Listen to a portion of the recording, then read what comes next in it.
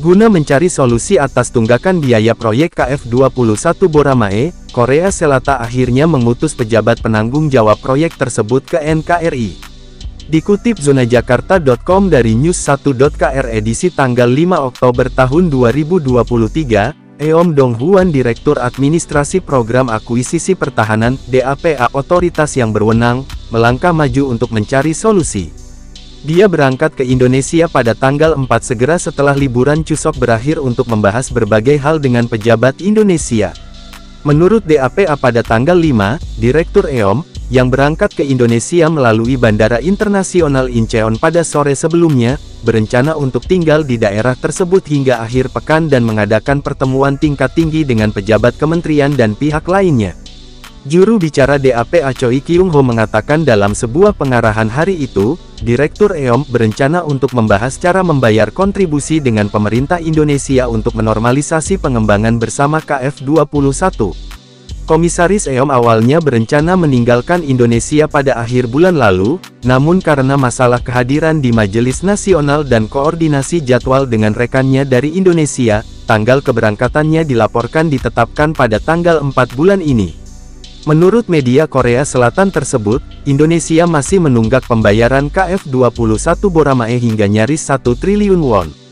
Melihat data yang disampaikan DAPA kepada Jong Seong-ho, anggota Komite Pertahanan Nasional Majelis Nasional dan anggota Partai Demokrat Korea, pihak Indonesia harus membayar kontribusi senilai 1,2694 triliun won sejak awal, dari proyek KF21 hingga Februari tahun ini, tetapi hanya membayar 278,3 miliar won, dengan total 991,1 miliar won. Tidak membayar, jelas news1.kr. Dikutip zonajakarta.com dari VNews edisi tanggal 16 Oktober tahun 2023, Korea Selatan rupanya kembali memberi Indonesia kesempatan untuk mengumumkan pembayaran KF21 Boramae yang masih terutang.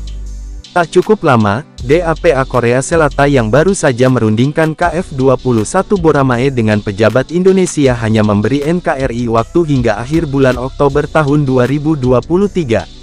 Hal ini lantaran pihak Korea Selatan harus membuat rencana kerja hingga 2025. Pada tanggal 16, Direktur Administrasi Program Akuisisi Pertahanan Eom Dong-hwan mengisyaratkan kemungkinan penghentian kerjasama dengan Indonesia untuk mengembangkan pesawat tempur supersonik Korea KF21 Boramae, nama Indonesia IFX, jika rencana yang layak tidak diajukan oleh pemerintah Indonesia akhir bulan Oktober.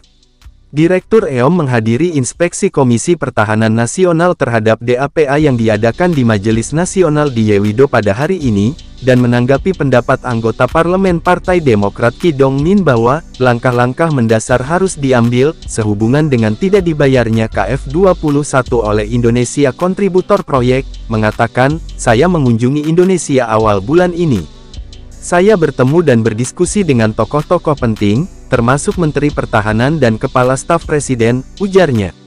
"Jika kami tidak menyampaikan rencana yang kredibel dan realistis untuk periode 3 tahun dari tahun 2023 hingga 2025 pada akhir bulan Oktober," ia menjelaskan bahwa ia menyampaikan posisinya bahwa, "Kami tidak punya pilihan selain meninjau kembali keseluruhan bisnis dari